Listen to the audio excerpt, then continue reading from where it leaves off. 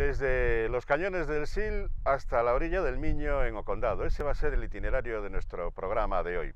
Pero antes vamos a hacer una parada a mitad de camino. En Doade, a orillas del Sil, de los cañones del Sil, se encuentra la bodega que vamos a visitar hoy. Se llama Regina Viarum.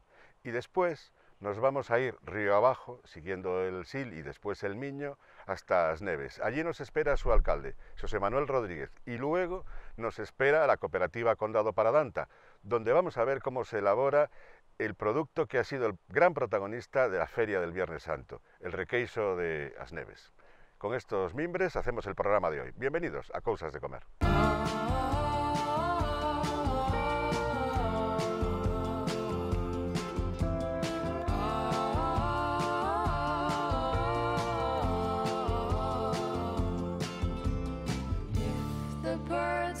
Singing in the tree.